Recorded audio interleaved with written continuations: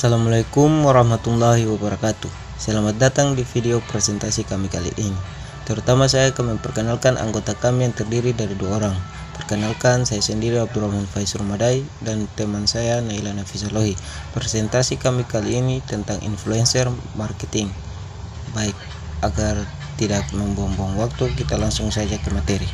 Materi yang kami bawakan kali ini terdapat 5 pembahasan, yaitu 1.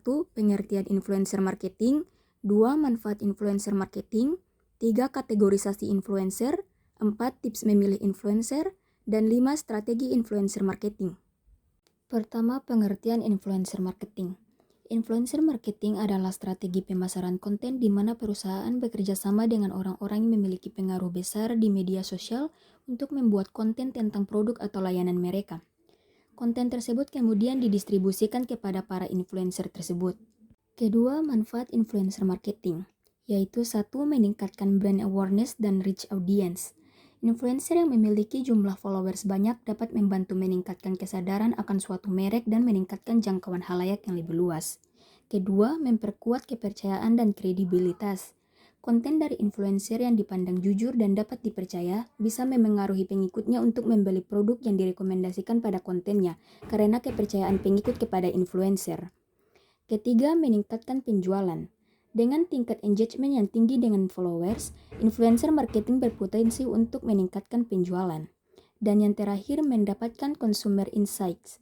Melalui kolaborasi dengan influencer, merek bisa mendapatkan masukan langsung dari konsumen tentang apa yang mereka suka dan tidak suka dari produk tersebut. Selanjutnya ketiga yaitu kategorisasi influencer.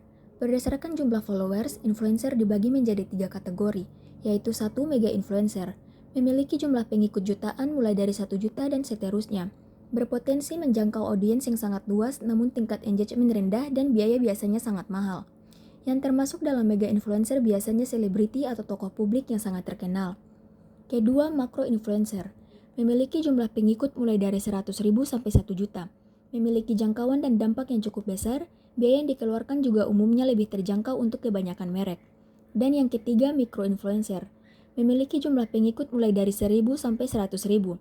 Mereka biasanya fokus pada niche tertentu dan memiliki hubungan yang kuat dengan pengikutnya. Tingkat engagement sangat tinggi namun jangkauannya lebih terbatas. Biaya yang dikeluarkan juga lebih murah dan terjangkau. Selain berdasarkan jumlah followers, kategorisasi influencer juga dapat dilakukan berdasarkan 1. Bidang keahlian dan niche pasar. Misalnya fashion, kecantikan, gaming, traveling, otomotif, teknologi, dan lain-lain. Setiap influencer biasanya fokus pada satu atau beberapa niche pasar. Yang kedua, berdasarkan jenis konten, terbagi menjadi 3 yaitu 1. Foto influencer, seperti mengunggah foto produk, OOTD, foto makanan, dan lain-lain.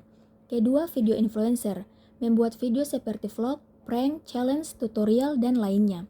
Dan yang terakhir, artikel influencer, menulis artikel di blog atau media daring seperti tips kesehatan, review produk, dan sebagainya. Berikut yang ketiga berdasarkan tingkat keahlian, terbagi menjadi 3 yaitu 1. Influencer ahli, sangat menguasai bidangnya, kredibilitas dan keahlian diakui halayak, kontennya informatif dan edukatif. Kedua, influencer selebriti, yaitu selebriti, artis, atau public figure yang memanfaatkan popularitasnya untuk berkolaborasi dengan brand. Dan yang terakhir, influencer media sosial.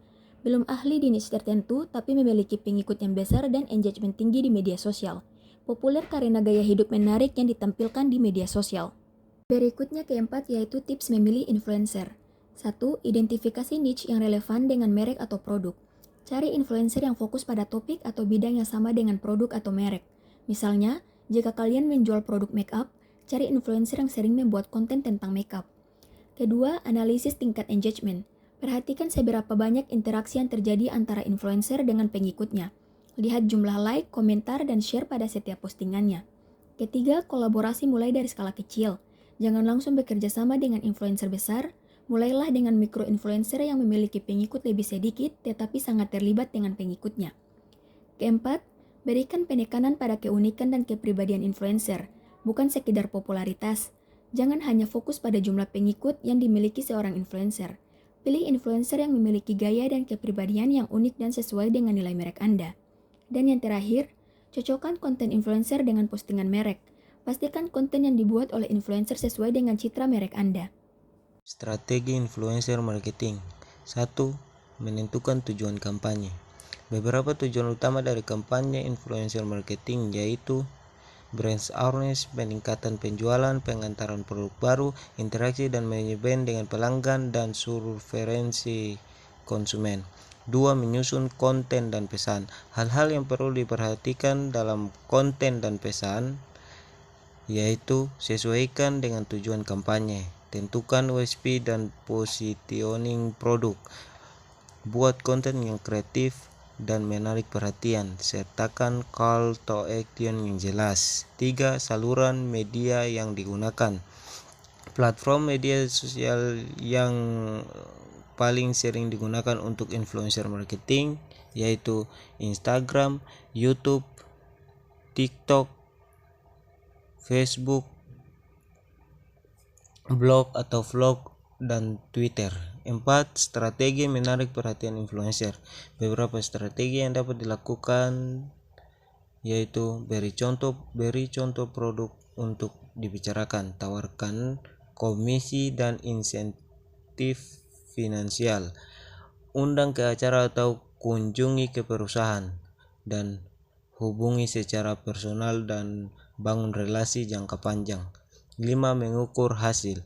Beberapa metrik yang dapat digunakan untuk mengukur efektivitas kampanye influencer marketing yaitu jangkauan konten, tingkat manajemen, konversi penjualan, traffic ke website, sentimen, dan tanggapan audiens.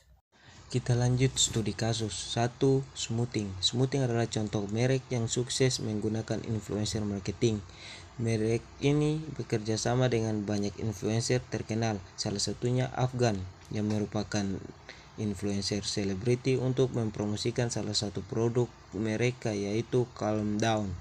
Strategi ini membantu Smoothing mendapatkan ekspor yang besar di media sosial dan meningkatkan kesadaran merek di kalangan target audiens.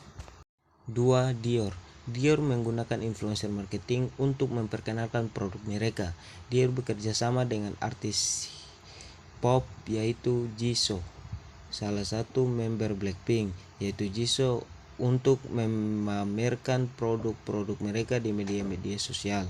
Strategi ini membantu Dior untuk tetap menjadi salah satu merek yang paling dicari di seluruh dunia. 3. Herbores kolaborasi antara Herbores dan Shifazu merupakan contoh yang sangat baik tentang bagaimana influencer marketing dapat digunakan untuk mencapai lazuran bisnis.